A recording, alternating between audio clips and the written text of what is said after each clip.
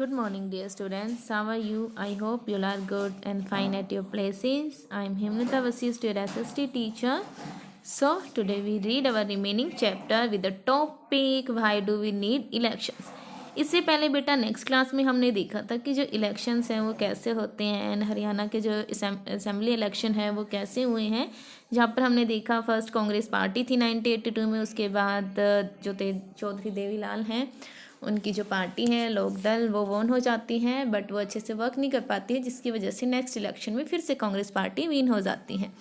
अब हम देखते हैं कि इन इलेक्शंस की हमें ज़रूरत क्यों होती है, क्यों इलेक्शंस करवाए जाते हैं।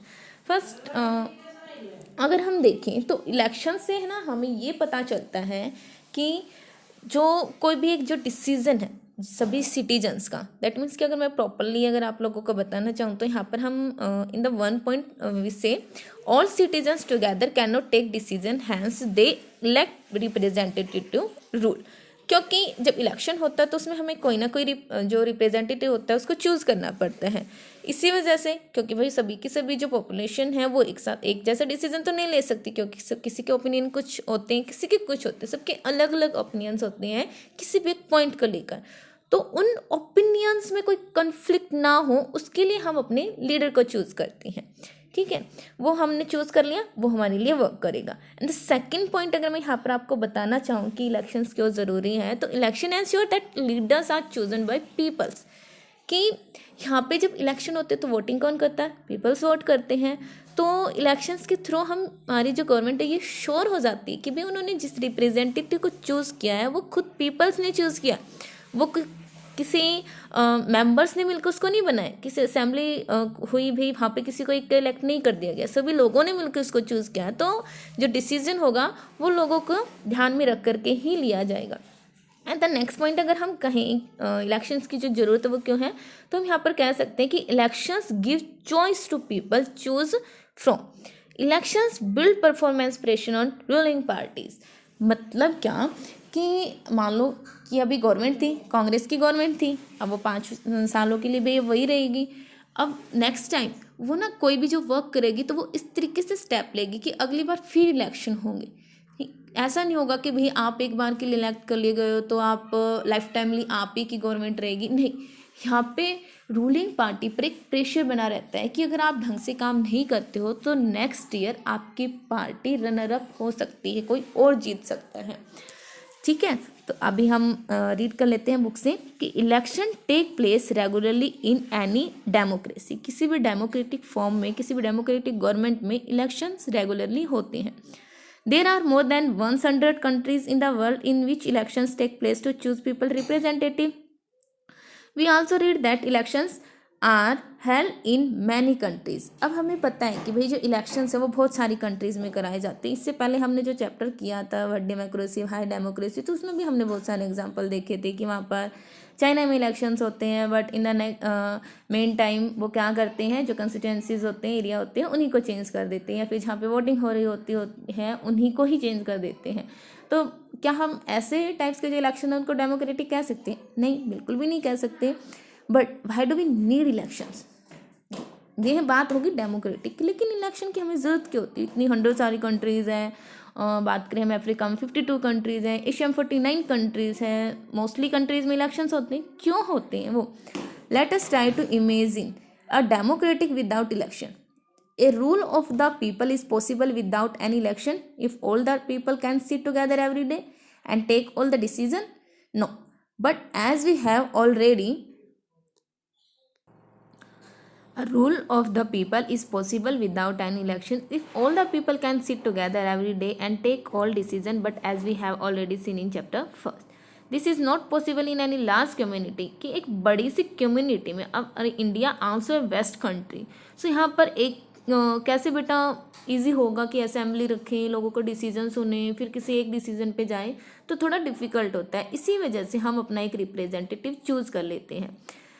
Is there a democratic way of selecting representative without elections? क्या और यू थिंक क्या बगैर इलेक्शंस के हम कोई एक चूज कर सकते हैं? कोई भी इलेक्शंस कोई भी वे है जो डेमोक्रेटिक का जो वे है उस तरफ जा सकते हैं? No, it's not possible. Let us think of a place where representatives are selected on the basis of age and experience, or a place where they are chosen on the basis of education or knowledge. There could be some difficulty in deciding on who is more experienced or knowledgeable, but let us say the people can resolve these difficulties clearly. Such a place does not require elections. So, but can we call this place is democracy? अब हम ये देखें किसकी ज़्यादा experience है, कौन ज़्यादा knowledgeable है, जिसको ज़्यादा ज्ञान है, एक्सपीरियंस ज़्यादा है, तो वहाँ पर उसको हम चूज़ कर लेंगे, ये डेमोक्रेटिक होगा. How do we find out if the people look like their representative और not? How do we ensure that these representative rule as per the wishes of the people? How to make sure that those who the people don't like to do not remain their representatives? That means यहाँ पे पूछने की कोशिश कर रहा है कि हम कैसे बताएंगे कि जो हमने चूज़ किया वो हमारी इश्यूज़ को कंप्लीट करेगा, या फिर ये श्योर कैसे होगा कि जो रिप्रेजेंटेटिव है वो हमारे लिए वर्क करेगा. This require a mechanism by which people can choose their representatives at regular intervals and change them if they wish to do so. This mechanism is called election. इसी मैकेनिज्म को, जिसमें हम अपने रिप्रेजेंटेटिव को choose करते हैं एक interval में, कि यार 5 साल के बाद, 4 साल के बाद, 6 साल के बाद, कि भाई वो चेंज हो जाएगा, यही mechanism is called the election. Therefore, elections are considered essential in our times for any representative democracy. In an election, the voters make many choices. First, they can choose who will make law for them. Second, they can choose who will form the government and take major decision. वो government को बनाएगा, जो बड़े decision है वो उसी के through होंगे. And the third, they can choose the party whose policies will guide the government and law making.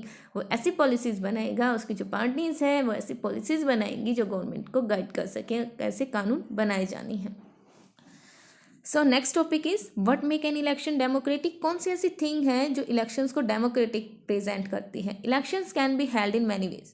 बहुत तरीके से इलेक्शंस करवाए जा सकते हैं. ऑल डेमोक्रेटिक कंट्रीज और इलेक्शंस, जितनी भी डेमोक्रेटिक कंट्रीज है बेटा हमारे वर्ल्ड में, वो सभी इलेक्शन करवाती हैं. But most non democratic countries also hold some kind of elections. How do we discuss, कैसे हम उसमें डिफरेंस कर सकते हैं कि डेमोक्रेटिक इलेक्शन कौन से और नॉन डेमोक्रेटिक कौन से. We have discussed this question briefly in chapter 1st. We discussed many examples of countries where elections are held but they cannot really be called democratic election. Let us recall what we learned there and start with a simple list of minimum conditions of a democratic election. So first is everyone should be able to choose. हर कोई able होना चाहिए बेटा अपनी representative को choose करने के लिए. This mean that everyone should have one vote and every vote should have equal value. जैसे कि हमने देखा था कि जो सऊदी अरेबिया था, वहाँ पर हर किसी की जो वोट की वैल्यू थी वो इक्वली नहीं थी. वहाँ पे वोमेंस की वोट की वैल्यू हाफ थी, या फिर दूसरे जो सिटीजन्स हैं वहाँ पे जा रहे हैं उनकी वोट की वैल्यू हाफ थी.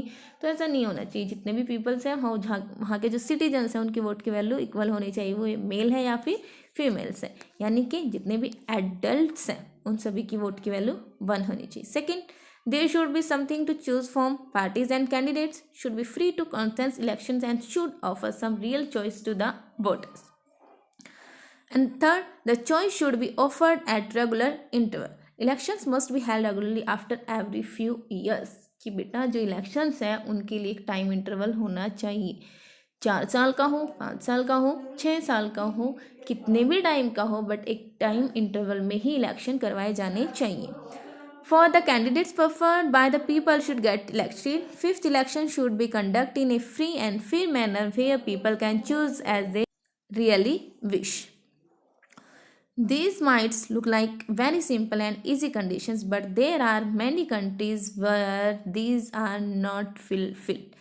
In this chapter, we will apply these conditions to the elections held in our own country to see if we can call to these democratic election. अब हमारी कंट्री बहुत सारे एग्जाम्पल देखेंगे जिस वजह से हम कहते हैं कि हमारे जो कंट्री के इलेक्शंस हैं वो डेमोक्रेटिक्स हैं. सो आज की क्लास में इतना ही. नेक्स्ट टॉपिक हम नेक्स्ट क्लास में करेंगे. Bye, take care, stay home, be safe.